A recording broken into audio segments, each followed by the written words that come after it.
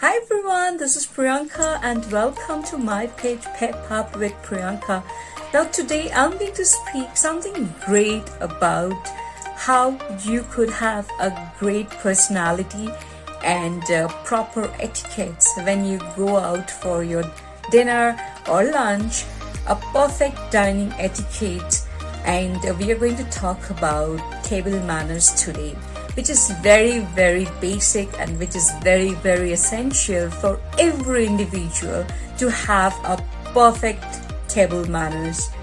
Now, because the reason why it is important to have great etiquettes when you go for dining is because that creates or that tells a lot about that person's refinement, their upbringing, and sensitivity and self-awareness towards other people. So it actually matters a lot how you act when you go out for your dining. All right, so let's get started here. First thing, when you go out for your dinner or for your lunch and you're sitting amongst a lot of people, maybe your friends and family, put off your phone. Keep your phone away, all right? Because if your phone is on and if you are engaged with the phone, that is quite disrespectful.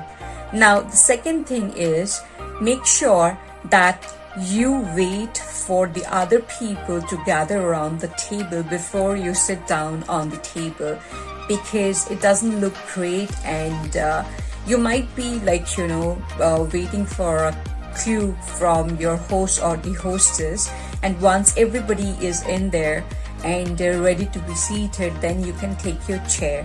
All right, now when you sit down, make sure rule number 3 is you sit straight or upright and do not don't do slouching on the chair or lean on the chair, because it doesn't look great. You need to have a great body language when you go out for dinner.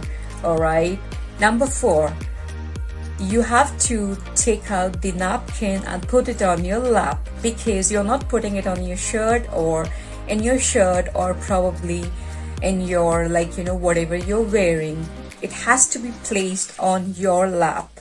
All right, because that is very important, and your napkin is going to be your best friend throughout your dinner time, because you're going to use that to clean and blot your mouth. All right, now here comes the most difficult part, number 5, that is like the place seating. You might be feeling a bit curious, or rather you could say that a bit nervous, looking at a lot of things together and what to use with. All right, now always make sure and remember this rule of B and D. So your bread plate or your starter plate should be on your left, a small plate, and your drink, if there are a lot of glasses that and you're confused with.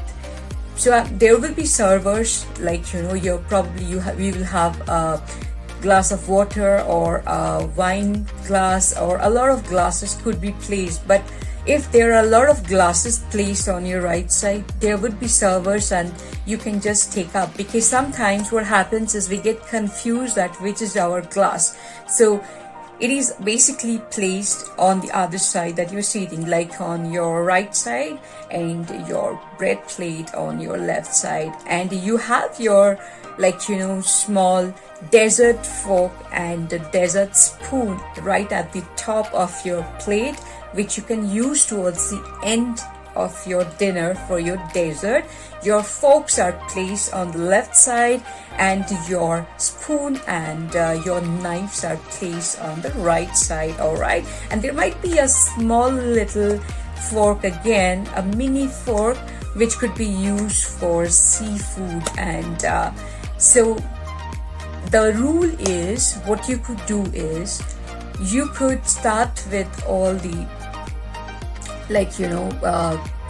dishes which are closest to you, and the utensils closest to you, and make sure that you use it from outside towards in. So that is the rule of using it. And so the next one that you need to know is starting to eat. So that's a very important part that we are going to learn about now. Now, before you start eating, there is one very important thing that you need to know is do not place your elbow on the table. Take off the elbows from the table, and you could, because it is really not acceptable when you eat to put your elbows on the table. You could do that in between the meals or in between the courses, or when you're enjoying a conversations, but not while eating. When you're eating, make sure your other free hand is placed on your lap and you're using your other hand to eat the food. All right, now let's get into the part of when you start eating your food. Now, do not start to eat your food until everybody is served. It is very important that you start the food together. All right. Now, the next one is chewing and talking. Now, it really looks awful when you have a mouthful of food and you are trying to talk to someone. It doesn't look really great. So try to take small, manageable bites and finish it up and then talk, because that is really important. All right. Now, the next thing that you could do is don't keep on checking your phone, because that is really disrespectful when you're having a dinner and you are busy or engaged checking your phone. That is not really done. All right. Now, the next one, if you really want to go to the washroom or restroom or bathroom, you could you don't need to say that I need to go to the restroom or I need to go here and there. So what you could do is you could just get up, or while getting up you could say that excuse me. That's it. All right. And make sure that when you go off the table or when you get off the table, you fold your napkin and place it on the left side of your plate. All right. Now, when you eat, all right, now there are multiple ways that you could eat your food. Now, the most followed ones is the American style or the continental style, and there are a lot many styles. Now, basic one is when you hold your fork and the knife, you could switch your hands. All right.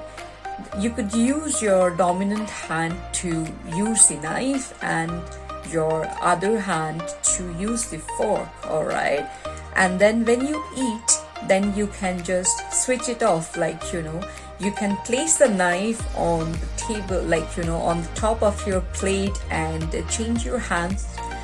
Place the fork on your dominant hand and eat your food. And that is actually known as a zigzag style. If you are you're not that comfortable using that way and you want to hold your knife and fork and eat on the same way, which would be easier, you can also do that. So that is the continental style, and the former one is the American style. All right. And the next one is, if someone asks you to pass on the salt, you need to pass on both the salt and pepper together. Or if someone asks you to pass on the pepper, you need to pass on the salt along with that, because that is the rule. You need to pass on both salt and pepper together. So remember that. You could use your hands to eat your food as well, because some food are you cannot really work out with your fork or knife. If you think that it's going to be messy, just be smart enough to use your hands to use your to eat your food. It could be a tacos, or probably corn or chicken wings or anything which you cannot cut off with the knife and use your fork. So be smart enough to use it. If you can manage it, well and good. If not, just use your hands and eat that. All right. Now, the most important thing that you need to know is dinner is all about, or lunch is all about, when you have gone out to participate, it's all about social things. So you need to participate in the conversations with the people, because otherwise you'd seem to be very unsocial and uninteresting, like you're not that interesting person, because everybody would love to interact and communicate. And so participate in the conversations. All right. And if you're not that aware of the topic, at least acknowledge that you're listening. All right. Not your head, or like, show your gesture that you're really interested to listen to that. And so that it shows that, how eager and how, like, happy you are joining the conversations. So sometimes you need to act a bit well, so do it. All right. And the next thing is, make sure, a lot of us, like all of us, has a different pace for eating food. Some of us eats it really fast, and some of us eats it really slow. But when you have gone out somewhere and having a meeting or business meet, like, while having the dinner, or probably with your friends and family, make sure that you're eating at more or less same pace, so that you can finish it off at the same time that the other people does. All right. It could be possible, like, that you finish it off like a bit earlier than the other people. That is also okay if you have done that. In that way, at least be present on the table, and at that point of time you could just put up your elbows and enjoy the conversation, listening to them. All right. And